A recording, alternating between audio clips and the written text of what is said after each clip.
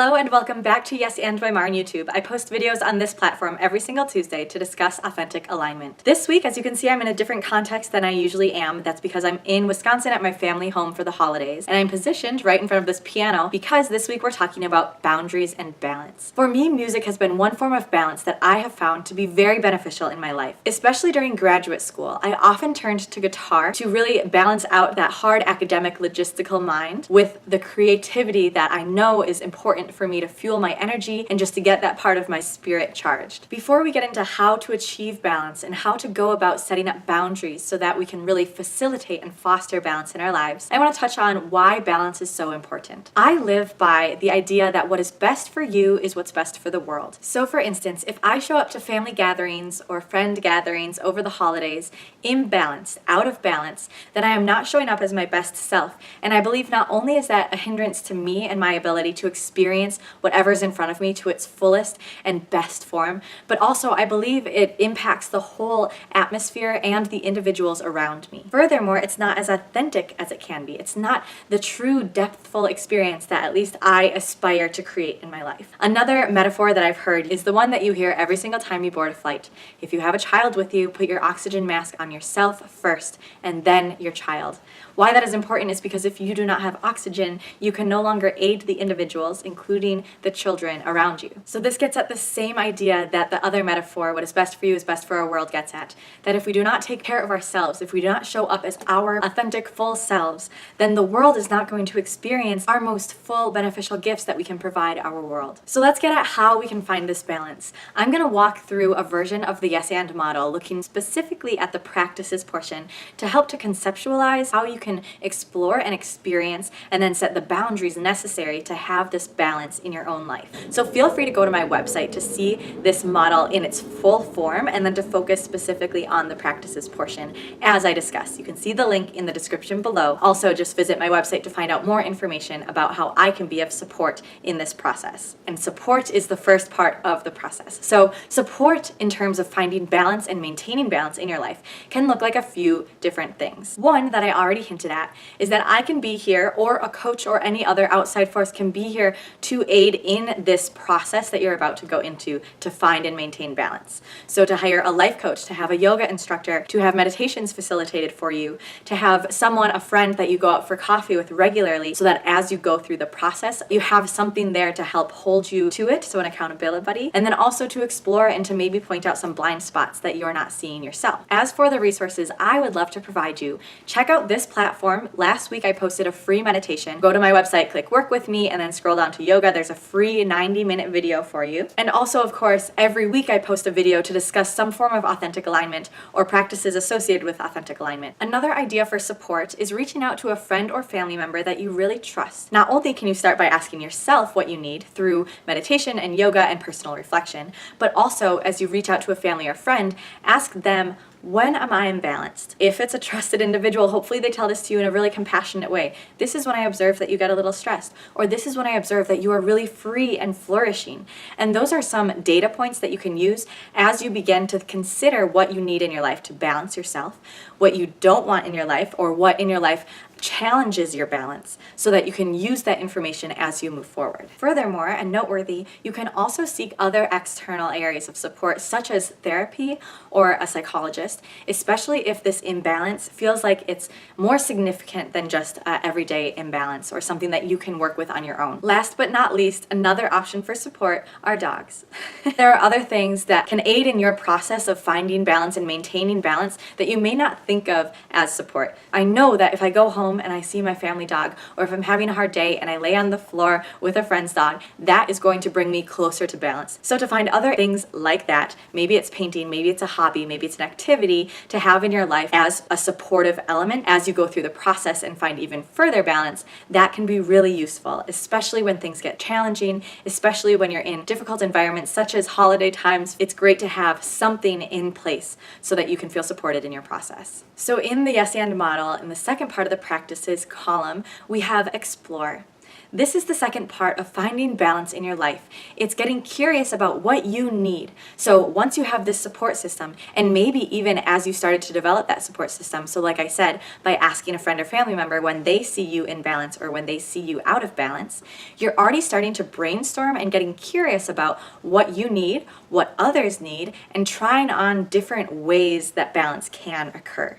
So some ideas are yoga, meditation, movement, maybe living in a certain environment. So maybe seasons are a great way for you to stay in balance, maybe a regular sleep cycle, or certain foods keep you in balance. Potentially it's a certain system that you want to try out to keep you in balance. So a calendar or a to-do list or a bullet journal. These are all different ideas of ways that some people find further balance in yourself. This exploration phase is brainstorming and then picking something and moving to step 3. Once you take your best guess, something you think will bring you closer to balance, then it's time to experience it. So if I chose, for instance, to pick up guitar and say, this I think will bring me into balance, especially during a point in my life where I'm really in the logistical academic side of my being, I'm going to try it out. The point is to be in it long enough that you can give yourself a chance to feel if it is shifting you towards balance. It's just a baby step and it'll just be a small shift, but it should be enough insight for yourself to say, yeah, I think this is working, I'm going to continue with it,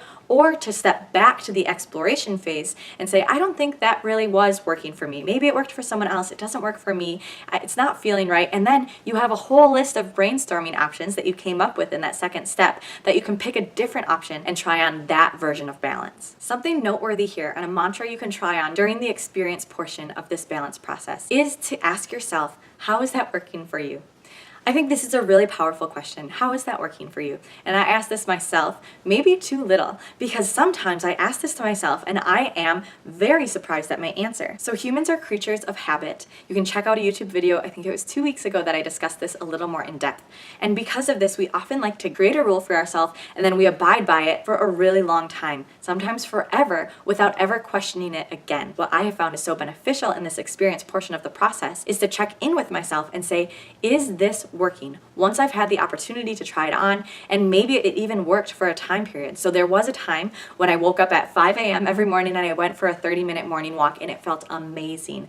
I felt like I was more balanced, I felt like I was more alive throughout my day, and then eventually it got to a point where I dreaded waking up in the morning. I wasn't getting enough sleep, I did not feel more energized, but I kept doing it because at one point it worked, and so I felt like it should be in my life, it had to be in my life forevermore. So right away at the beginning, is this working? And maybe right away you know that it's not. Or to check in once you've aligned into something that you do feel like is right, to just say, is this still working for me? And then to either stay in it if it is, or to adjust, to give myself permission to change, to try something out, to say it's not working, or to realize that I or my environment has changed and then find a new way of balance. And once you find something that you feel like does bring you closer to balance, that you feel like is the way to foster your best self, to really invite yourself to flourish in this life, it's time to nourish, to continually choose this option, to prioritize what you know, what you have learned in this process that you need. So for instance, if I know that I need movement every day or almost every day, which is something that I've learned about myself,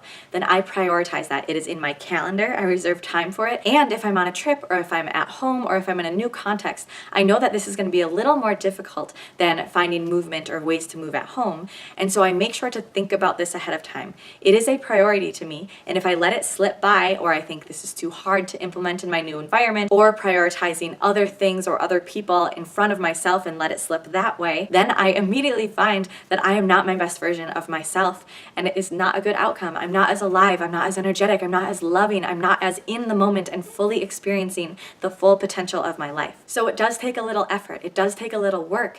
And that's why it's important to ask myself, why is this important to me? Why is it important for me to move my body every day? And that might take some time to figure out. It might take continuous mindfulness and a continuous experiments and experiences to add data to my database so that I know, yes, I remember that week that I had a really balanced approach to my movement practice and I felt so energized. I got everything done on my to-do list that week. It felt so good. And because I really savored that experience, I can think back to that when I'm choosing whether or not to find that balance in a challenging context or in a new environment and say, yeah, it is worth it. It is worth it to do the extra work needed or to prioritize this thing in my life because I have experienced the benefits of being in that balance and the downfalls of when I am not in that balance, when I get cranky or when I'm not as patient with my family as I want to be. And the last step of the practices journey and also this balancing process is to align. It's to incorporate this balance and these priorities into your life at such a regular rate that it becomes natural. Now that you have all the data points from your exploration, experience, and nourishing parts of this model, you have all the fuel you need to really motivate yourself to align and to incorporate this into your natural daily life or weekly life or whatever time interval you need for your balance to happen. This alignment might bring you right back to the first step, which is support.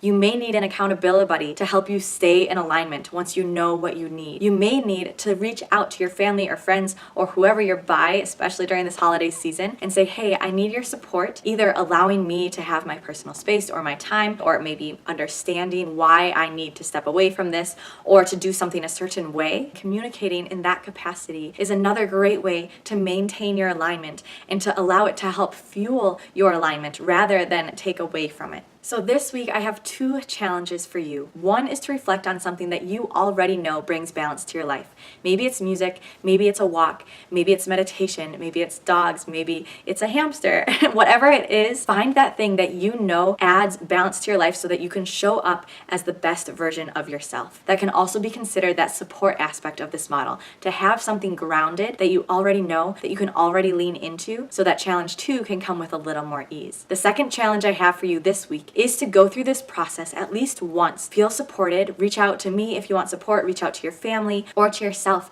Remind yourself why this is important to you and have something to refer back to so that you can support yourself when it gets a little tricky or when you question why you want to be doing what you're currently doing. And then explore, brainstorm a bunch of ways that you might be in more balance and just create that list. That is the first step. Exploration. And then the next step is to choose one of those things from the big brainstorm list that you created and try it on. Does it give yourself more balance? How is it working? Give yourself enough time to really experience what it is and then allow yourself to be honest.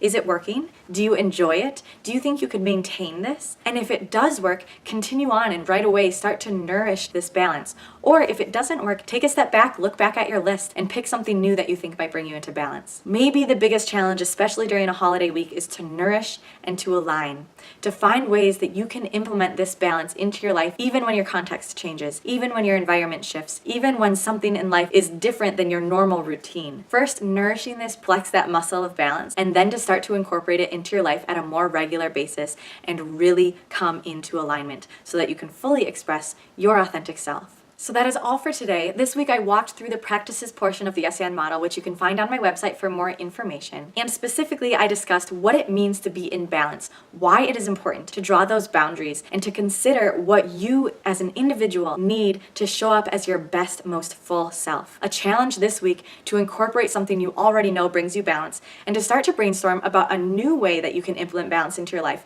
especially during busy times, changes in contexts, maybe more challenging environments, such as the holiday season. Please reach out if you would like support from me. As always, you can send me an email, comment below on this platform, or on Facebook or Instagram. You can also check out my website for more information on my services and just more information about what Yes And is all about. I look forward to hearing about your experiences, and I hope that you have a wonderful Thanksgiving. And thank you for tuning in to Yes And by Marin YouTube.